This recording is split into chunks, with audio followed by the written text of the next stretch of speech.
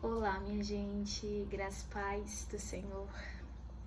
O meu nome é Luane e eu decidi retomar os vídeos aqui no meu canal. Um canal que tinha no início o propósito de propagar, pregar, anunciar as boas novas do reino. Porém, com o passar dos tempos, eu fui esfriando e isso foi morrendo dentro de mim. Porém, nos últimos dias, o Senhor tem ministrado, na verdade eu tenho sentido a necessidade de retomar, a gravar aqui, a falar do amor de Jesus e de certa forma repassar aquilo que Ele tem me ensinado, me instruído a fazer, conforme a sua vontade. Para hoje eu queria trazer o Salmo 4, que foi um salmo que na semana passada eu ministrei na minha igreja na sexta-feira e o Senhor agiu poderosamente. Eu queria trazer aqui para vocês também.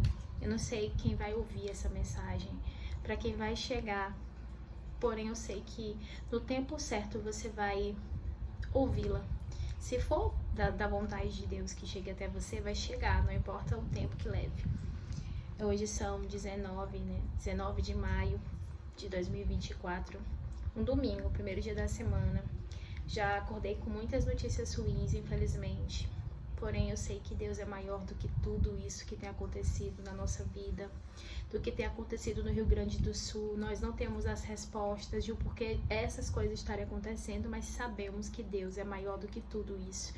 E todas as coisas, como diz a palavra em Romanos 8:28, cooperam para o nosso bem em Cristo Jesus. Então, até as coisas ruins, elas cooperam para o nosso crescimento de alguma forma, e por mais que não compreendamos agora, vamos compreendê-las quando estivermos mais à frente, no tempo, que o tempo de Deus aqui é perfeito na nossa vida. Eu gostaria de falar da confiança em Deus na angústia. Foi um salmo de Davi quando ele estava fugindo do seu filho Absalão, Seu filho conspirou contra o próprio pai, contra Davi. Vale lembrar que Davi está passando por isso, por conta das consequências do seu pecado. Ele mandou matar uma pessoa, o marido de Batseba. Batseba, junto com Davi, cometeram um adultério também. E aos olhos do Senhor isso não foi legal, não foi bom.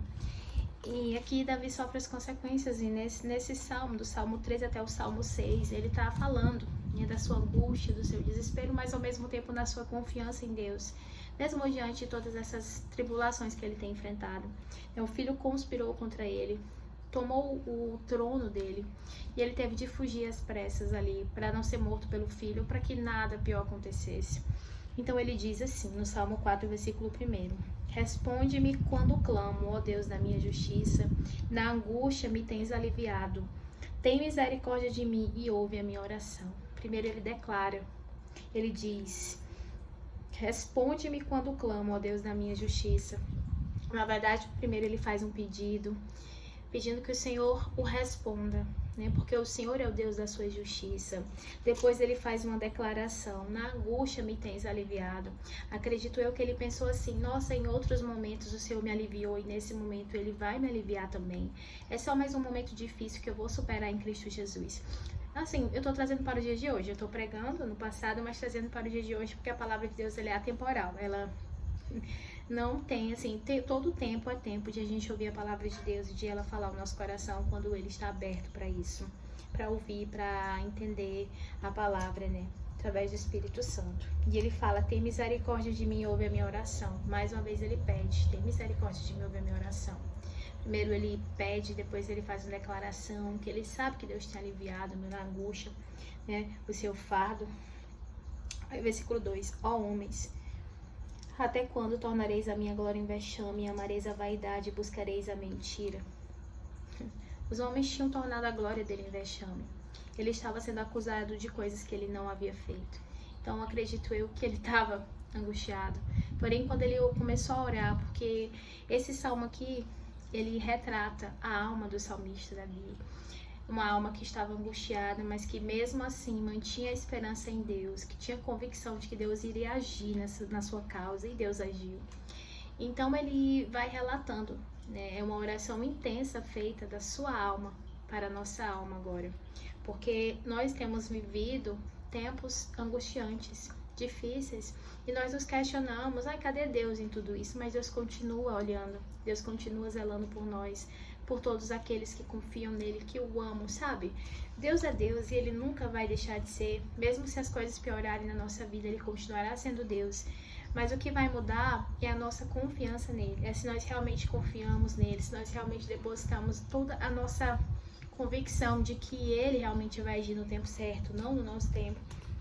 Enfim, continuando, né? Sabei, porém, que o Senhor distingue para si o piedoso, o Senhor me ouve quando eu clamo por ele. Ele fala assim, né? Que o Senhor o ouve, o Senhor, ele tem convicção de que o Senhor está ouvindo, o Senhor está vendo tudo que está acontecendo, não só estava vendo o que estava acontecendo na vida dele, mas está vendo o que está acontecendo na sua vida, na minha vida, na vida das pessoas que os seguem. Enfim, Deus, ele tem prazer na nossa alegria, né? Ele não tem prazer no sofrimento de ninguém, mas as coisas vêm porque é no deserto, é no momento mais difícil que a gente consegue ter força, por incrível que pareça, né, em Cristo Jesus, para buscar a Deus, para poder mostrar para Deus que sem ele nós não vamos conseguir nada e que nós somos dependentes dele em todas as coisas, né? Irai-vos e não pequeis, consultai no travesseiro o coração e sossegai. Ele disse assim, nossa, eu posso me irar, eu posso realmente me revoltar com tudo que está acontecendo, mas eu não posso dormir com essa raiva, com essa ira, porque isso não agrada o coração de Deus. É no momento de dormir, eu trago para vocês essa reflexão de que nós precisamos refletir como foi a nossa conduta durante o dia, como foi o nosso proceder como cristão. Será se nós agimos corretamente? Será se nós pecamos contra o Senhor, contra o Espírito Santo de Deus? Será se nós entristecemos alguém? Será se nós brigamos com alguém?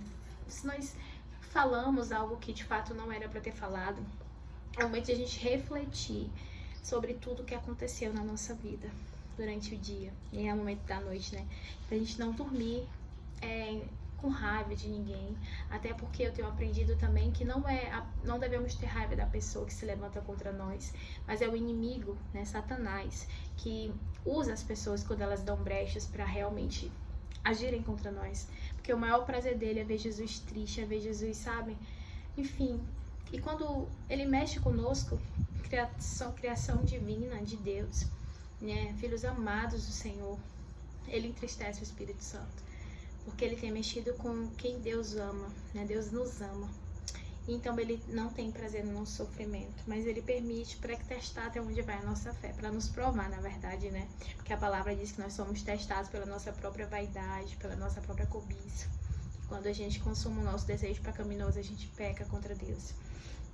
Ofereceis sacrifícios, no versículo 5, né? De justiça e confiar no Senhor. Que possamos confiar no Senhor, mesmo que a maré esteja contra, mesmo que as ondas estejam fortes, mesmo que tudo esteja cooperando para o nosso mal, que nós possamos manter a nossa confiança e esperança no Senhor, porque Ele tem o controle de todas as coisas e não vai adiantar a gente se desesperar, se angustiar, se ficar ansioso, porque nada vai mudar na nossa vida. Vai acontecer conforme Deus quer e no tempo dele. Aí fala no versículo 6, há muitos que dizem, quem nos dará a conhecer o bem, né? Senhor, levanta sobre nós a luz do teu rosto, né? Muitos que não conhecem Deus, acabam anulando Deus, acabam, de certa forma, excluindo Deus de suas vidas, dizendo, quem nos dará a conhecer o bem? Deus nos dará a conhecer o bem, mas essas pessoas não conhecem Deus.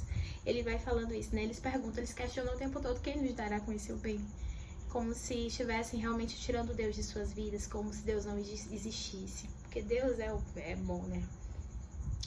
E ele fala, né? Senhor, levanta sobre nós a luz do teu rosto. A única coisa que nós temos que pedir é levanta, Senhor, sobre nós a luz do teu rosto, para que não caiamos, e se cairmos, que possamos levantar com mais força, com mais vigor, para que o Senhor seja glorificado através da nossa vida, até através das nossas fraquezas, e nós venhamos a testemunhar no futuro o quão Deus tem sido maravilhoso conosco. Versículo 7, mais alegria me puseste no coração do que a alegria deles, quando a fartura de cereal e de vinho. Sim, nós somos felizes e alegres porque nós temos Jesus na nossa vida.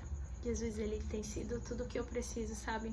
Tudo que eu necessito. E eu confesso a vocês, se até agora eu não me doidei, se não fiquei doida, foi porque o Senhor tem cuidado de mim, foi porque o Senhor tem tido misericórdia da minha vida, da minha família, enfim, tem cuidado de mim em todos os aspectos da minha vida. E versículo 8, em paz me deito e logo pego no sono, porque, Senhor, só Tu me fazes repousar seguro. Quem tem Jesus, quem tem a palavra de Deus como guia, como manual, como estilo de vida, sabe que nós podemos dormir tranquilos e em paz, porque quem cuida de nós nunca dorme. E se nós confiamos verdadeiramente no Senhor, nós devemos dormir com a consciência limpa e tranquila, sabendo que o amanhã nos trará o agir de Deus na nossa vida. E é isso, Deus te abençoe.